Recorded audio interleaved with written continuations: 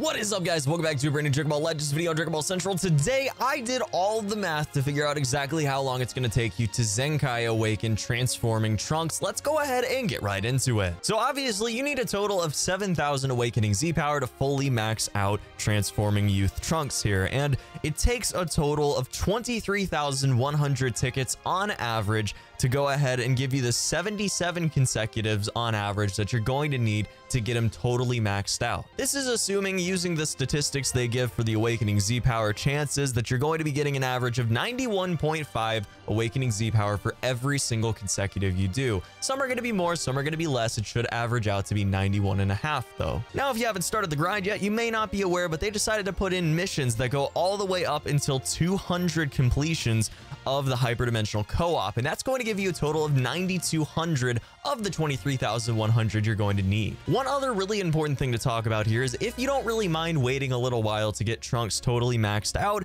then you can take advantage of limited time rewards. You're going to get 300 additional summon tickets every single day for 3 clears of the advanced mode. That's all you need to do, and you'll get 300 tickets. That is one summon for a total of 6,600 tickets by the time the event is over. That means if you do the first time clear reward every single day, get that 6,600 as well as the 9,200 that you already were going to get from clearing all the missions, you're only going to need 7,900 tickets left to be able to go ahead and max out Trunks. Now, I could have waited a few days to put this video out and get the average for a not boosted and a boosted run of tickets, but I think it's more important to have the video out so you guys know exactly what you should be doing as far as this grind is concerned, because it is easy to waste a lot of time here. Now, I'm sure some of you have seen this mentioned on Discord or on Reddit or other YouTubers, but in the case that any of you haven't already, beginner clears and advanced clears count for the same amount in missions, which means that you can clear beginner over and over again. It takes about 20 seconds per clear,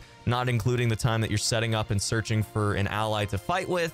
But you're going to be able to clear much quicker and get through those early missions much quicker as well. If you just clear missions using beginner, you're going to get tickets here and there, and it's going to add up pretty quickly. But the thing that you're going for is clearing the missions, and that's going to get you your first Zenkai Awakening very quickly, which is important. Taking into account the attack bonuses for each character tag, you're going to be getting a huge value out of the first Zenkai Awakening of Trunks. That means that you're going to probably want to use him over Vegito Blue in most cases if you're going ahead and grinding out advanced after the first Zenkai Awakening on Trunks. And this is really important to take into account because you're going to need to switch over to advanced at some point, most likely again once you get that first Zenkai Awakening done, because it's going to be quicker than grinding out beginner and then just doing missions until they're complete and then switching over to advanced. It's better to go after the first Zenkai Awakening immediately over to advanced and then just use that to grind out the missions. They'll go slower, but you're going to be getting more tickets over time, and by the end of all the missions, you should have almost all of the tickets you need to max out Trunks. But if you're somebody that just wants to sort of play a little bit every day, you want to make sure you get Trunks maxed out by the end of the event, but you don't really want to spend a stupid amount of time sitting at your iPad, sitting at your phone, playing every day.